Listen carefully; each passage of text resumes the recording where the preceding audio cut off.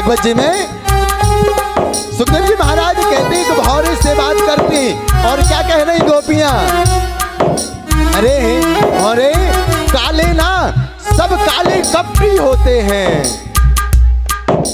जितने काले हैं ना बोले सब कपटी होते हैं। बोले बताऊं, बोले उस काले की कपट कहानी सुनाऊं।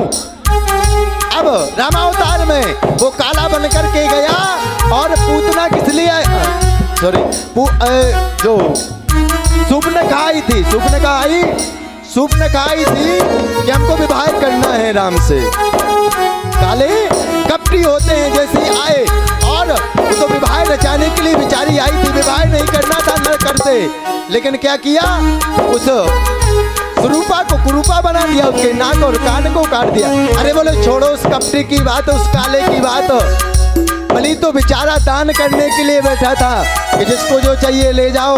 वो काला और बौना बन करके गया और बौना बन के क्या किया, उसने बलि को छड़ लिया। बोले बलि की बात भी छोड़ो, उस काले की कपट कहानी क्या सुनाओ। अरे भौरे तुम्हें मूंछों में जो भौरा होता ना, भौरे को देखना उसके जो बाल होते उसमें कुछ लाल लाल कण दिखाई देने लगते।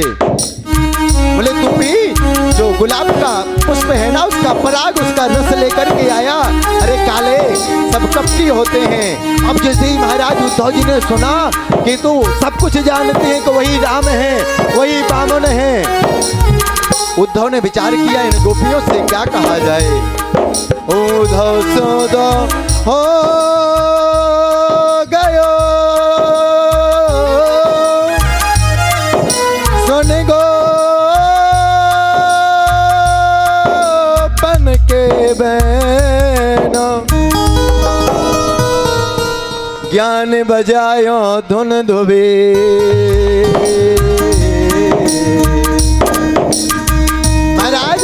जैसे उद्धव ने उन गोपियों के प्रसंग को सुना ना, जितना ज्ञान था ज्ञान सारा भाग गया। और महाराज उद्धव जी गए थे कि आज जाएंगे कल आ जाएंगे, महाराज 6 महीने लगा दिए। अब जो पत्रिका लेकर के आए थे गोपियों को देने के लिए, जैसे ही कहा कि ठाकुर जी ने ये पत्रिका आपके लिए भेजी है। अब गोपियों ने उस पत्रिका को, महाराज जैसे ही सारी गोपियां एक झुंड हो गई और पत्रिका छोटे छोटे टुकड़ों के रूप में परिणित हो गई प्यारे। अब महाराज उन गोपियों के प्रेम को देख करके और 6 महीने के बाद जब उद्धव जी गए पुनः ठाकुर जी के पास, अब ठाकुर जी ने क्या कहा, आइए ज्ञानी जी महाराज, बोलो वृंदावन में हरि लाल की। ठाकुर जी ने जैसे ही उद्धव को देखा अब क्या कहा, बोले आइए ज्ञानी जी महाराज, आप तो बहुत ज्ञानी थे, आपने इतना समय लगा दिया, कौन कौन सा ज्ञान दिया। उद्धव जी हाथ जोड़ करके निवेदन करने लगे, सरकार मैं जिन ग्वाल वालों को, जिन गोपियों को अनपढ़ या गमार समझता था, वो तो आपकी सारी लीलाओं को वो तो भावर से बात कर रहे थे। वो प्रभु हम आज जान गए कि आपने हमको वृंदावन क्यों भेजा था। प्यारे यदि परमात्मा को पाना है ना, तो प्रेम से ही परमात्मा को, धन से, संपत्ति से या रूप से, रूप माधुरी से आप परमात्मा को कभी नहीं पा सकते। यदि परमात्मा को पाना है तो परमात्मा को सिर्फ प्रेम से हम आप पा सकते हैं।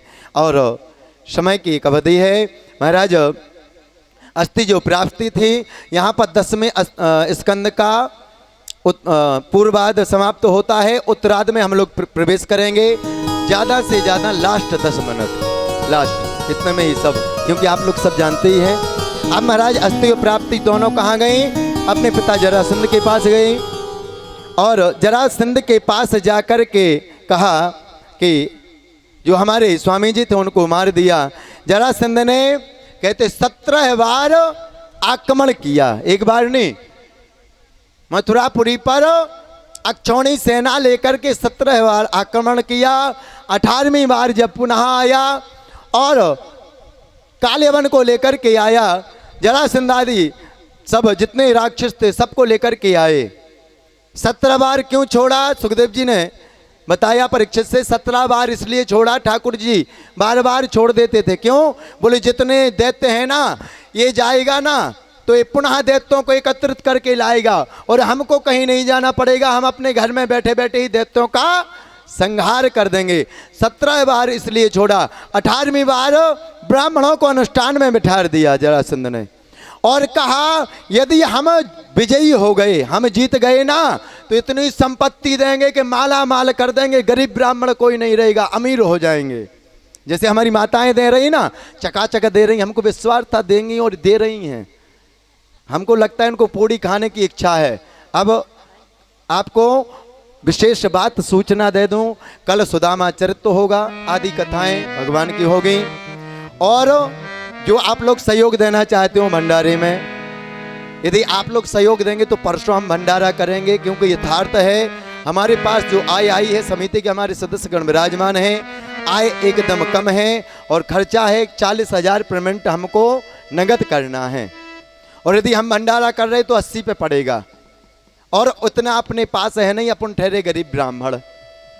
तो यदि आप लोगों को खाना है तो लेकर के आना है। तो कल सुदामा चरित्र होगा, भागवत जी का हम लोग पूजन भी करेंगे, जो करना चाहे व्यास पूजन भागवत जी का अपने पूर्वजों के निमित्त, तो आपको जो पत्रम पुष्पम पूजे लेकर के आएँ। बाकी जो प्रभु की इच्छा होगी, हम आप कुछ नहीं हैं, ना हम कुछ कर सकते ना आप कुछ कर सकते, करने कराने वाले वो बैठे और ये बैठे, टेढ़ी टांग वाला बैठा है, यदि इसको कराना होगा ऐसी बंसी बजाएगा कि किसी को भेज देगा, सब हो जाएगा। और इसकी इच्छा होगी कि मत खिलाओ तो राधे राधे।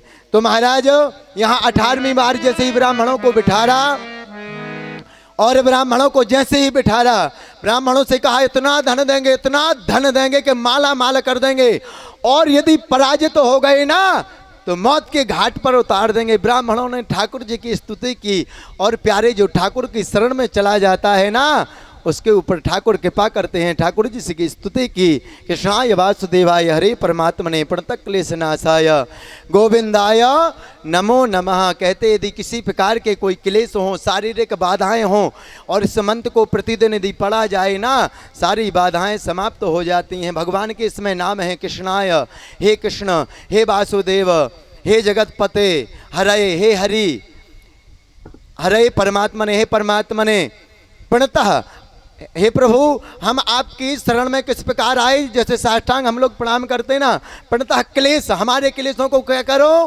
प्रणतः क्लेश नाश आए, हमारे क्लेशों को आप शमन करो, नाश करो। गोविंदाय, हे प्रभु हम आपको बारंबार क्या करते हैं, गोविंदाय नमो नमः। तो किसी को शारीरिक व्याधि हो ना तो इस मंत्र को प्रतिदिन पढ़ना, सारी व्याधियां समाप्त हो जाएंगी प्यारे। यदि टेबलेट खाते हो ना आप, नियम से यदि प्रतिदिन 108 बार इसको जपना प्रारंभ कर दो, शुगर है, डीपी नहीं सॉरी क्या बोलते, हाँ बीपी, शुगर है और बीपी है और जो महाराज सारी समाप्त हो जाएंगी। लेकिन करना पड़ेगा नियम से, ऐसा नहीं एक दिन की और 4 दिन की छुट्टी, बोले वहाँ जा रहे शादी में पौमीन खाने, वहाँ माला लेके जाएंगे तो कौन क्या कहेगा, ये नहीं। हाँ पाइट फाइट नहीं सॉरी, टाइट फाइट जो भी, तो सारे समाप्त तो हो जाएंगे प्यारे। तो इस मंत्र का जाप किया और भगवान ने क्या किया, इस बार बलराम भैया से कहने लगे इस बार हम युद्ध नहीं करेंगे, क्या करेंगे, बोले इस बार हम भाग चलेंगे। बलराम जी ने कहा भैया भाग जाओगे, क्या कह रहे हो, 17 बार इसको हमने हराया और भाग जाएंगे तो लोग क्या कहेंगे कि रण को छोड़ कर के भाग गया। अरे बोले इतने नाम है, माखन चोर कहते हैं, चीर चोर कहते हैं, तो बोले एक नाम और पड़ जाएगा, रण छोड़।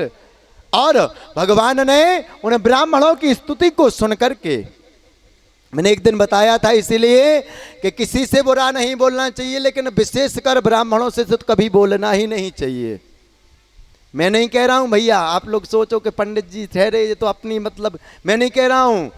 रामचरितमानस जोन जोन पढ़ता होगा उठा करके देख लेना, रामचरितमानस में, भागवत में, शिव पुराण में, देवी भागवत में, ब्रह्मवैवर्त पुराण में, नारद पुराण में, लिंग पुराण में, अग्नि पुराण में, देवी पुराण में, जितनी पुराणे हैं, जितने वेद हैं, किसी भी वेद को उठा करके देख लेना। वेद कहता है ब्राह्मणों समकमासित बाहुराजन्य, और रामचरितमानस कहते हैं पूजा ही विप्र सकल गुणहीना और सूद न गुण गण ज्ञान प्रवीणा। एक तो किसी को बुरा मत बोलो, लेकिन विशेषकर कभी किसी ब्राह्मण का दिल मत दुखाना प्यारे।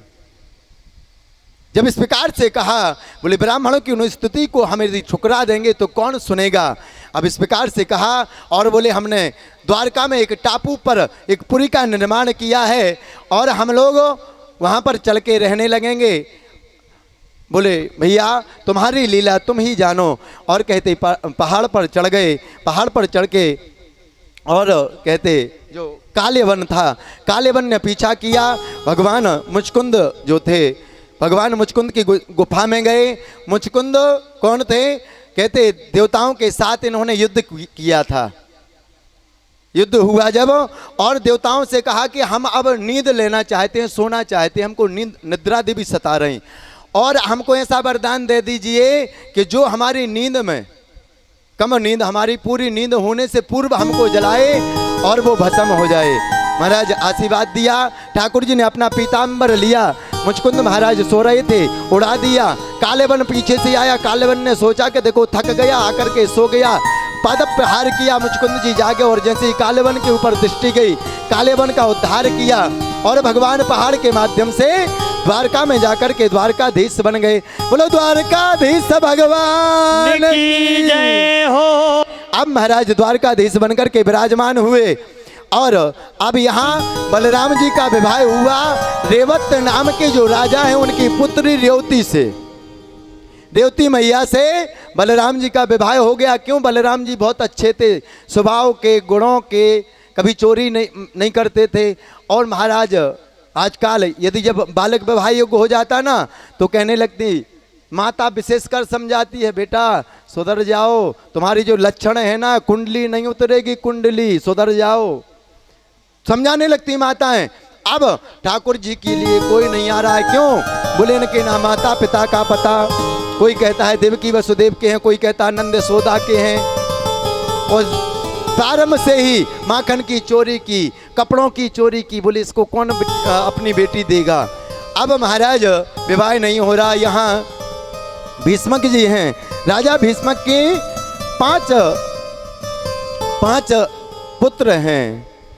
राजा से भीष्मको नाम विप्रदाधिपतिर्महान तस्य पंच भवान पुत्रा कन्या कै चवराननः। यहाँ भीष्मक जी महाराज हैं और भीष्मक जी महाराज, भीष्मक जी के यहाँ पर 5 पुत्र हैं, एक नहीं 5। रुक्मी, रुक्मरथ, रुक्म बाहु, रुक्म माली और रुक्म केसी, 5 पुत्र हैं और एक पुत्री रुक्मणी। अब एक दिन सभा में विराजमान थे, अपनी पुत्री को देखा कि विवाह की योग्य हो गई, तो अपने पुत्रों से सलाह लेने लगे, परामर्श करने लगे कि हमने ऐसा मन में एक सोच रहे हैं कि अपनी जो पुत्री है, जो तुम्हारी बहन है, तुम्हारी बहन का विवाह और द्वारकाधीश भगवान श्री कृष्ण के साथ कर दें। क्यों? शास्त्र कहते हैं प्यारे, जब बच्चे बड़े हो जाएं ना, संतान बाल गोपाल जब माता पिता के कंधे से कंधे मिलाकर के चलने लगे ना, तो माता पिता का कर्तव्य बनता है कि कोई भी कार्य करें उनमें उनका सलाह लें। कभी उनको ये नहीं सोचे कि तो क्यों, कर्तव्य बनता है। शास्त्र कहते हैं, हम नहीं कह रहे, शास्त्र कहते हैं कि जब संतान बड़ी हो जाए तो उनकी सलाह को लेकर के चलना चाहिए।